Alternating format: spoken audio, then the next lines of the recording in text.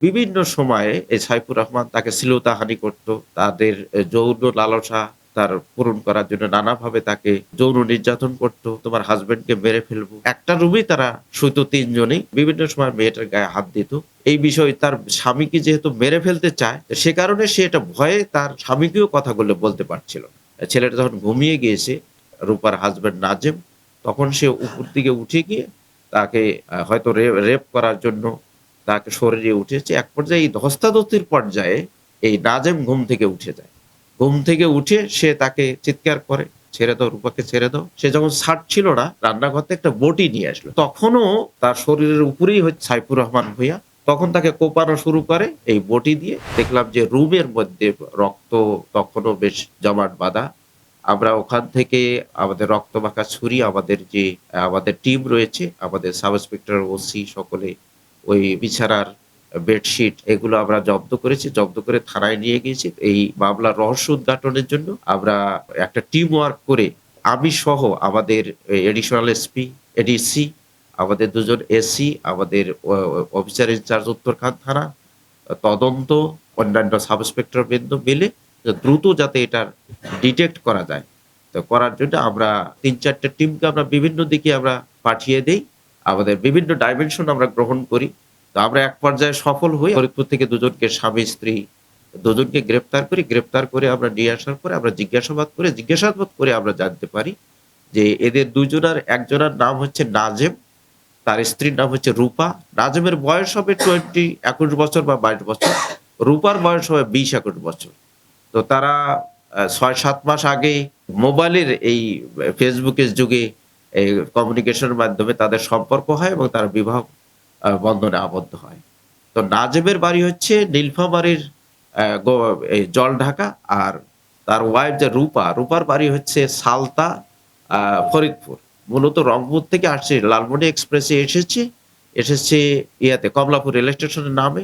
Kamalapur rail স্টেশনে নামলে এরা আবার পরবর্তীতে চলে যাবে ফরিদপুরে চলে যাবে। ট্রেনের জন্য তারা ওয়েট করতেছিল ৮ নম্বর প্ল্যাটফর্মে। এক পর্যায়ে এই নাজেম তার স্ত্রীর বলল যে, "আমি নাস্তা নিয়ে আসি, তুমি এখানে ওয়েট করো।" ইন দ্য মিন টাইম রূপা কিছুটা ঝিমানি এসেছে, ঘুমিয়ে পড়েছে। তার ব্যাগ, তার যে জিনিসপত্র পার্স-টার্স ছিল এগুলো হারিয়ে যায় এরকম।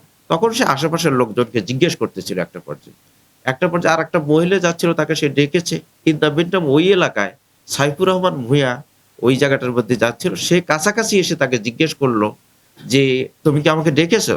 তখন রূপা বলেছে যে, "না, আমি আপনাকে ডাকিনি, আমি ওই মহিলাকে ডেকেছি।" তখন বলল যে, পাশাপাশি জিজ্ঞেস করেছে যে, "তোমার কি হয়েছে?" তখন বলেছে যে, "আমার ব্যাগ হারিয়ে গিয়েছে, আমার পার্স হারিয়ে গেছে, আমার টাকা-পয়সা যা ছিল সব হারিয়ে গিয়েছে। আমি ফরিদপুরে যাবো, এখন আমি কিভাবে যাবো?" বলছে, "তোমার সাথে কি আর কেউ আছে?" যে, "আমার স্বামী আছে, সে রাস্তা আনতে গেছে।" এর মধ্যে নাজেম চলে আসছে। আসার পরে বলছে, "তোমরা কি করো?" ওরা বলছে যে, "আমরা কিছু করি না।" এরকম। তো আমরা ইয়েতে তো তখন বলেছে যে, "তোমরা আমার সাথে চলো। আমার ৬ তলা বাড়ি রয়েছে, আমার গাড়ি রয়েছে। তুমি ড্রাইভিং শিখবে, শিখে তুমি আমার গাড়ি চালাবে।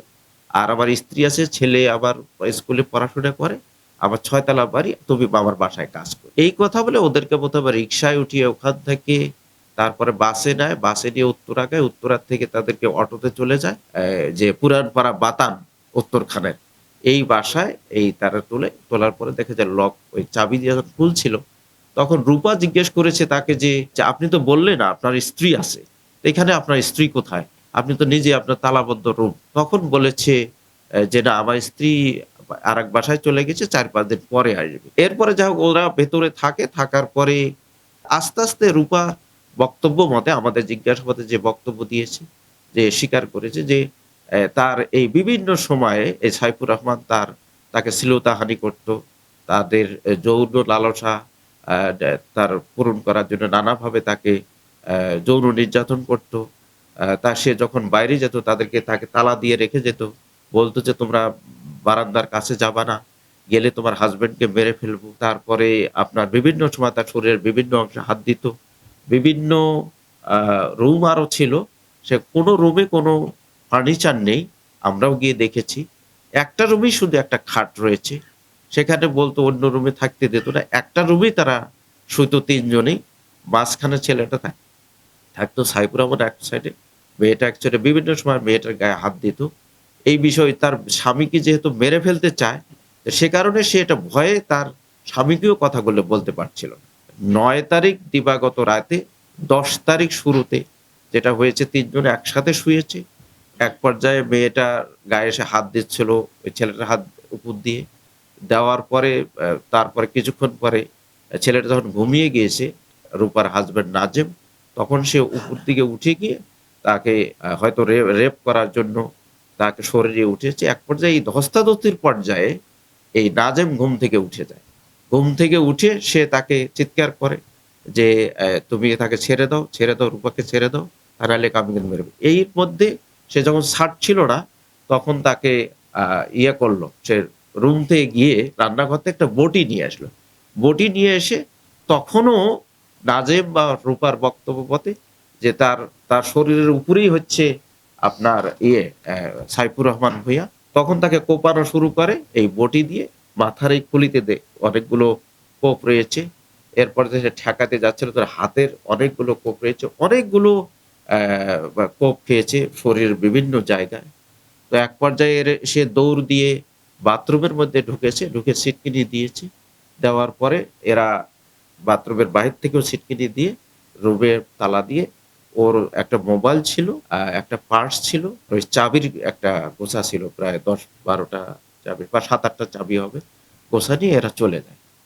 তো তারপরে সাইফুর রহমান ভূঁইয়া কোনোভাবে ভেঙে-টেঙে প্লাস্টিকের দরজা যেহেতু বাথরুমে বের-টেরে বের হয়ে ব্যালকনি না বারান্দা, ছোট বারান্দা দেখেছি।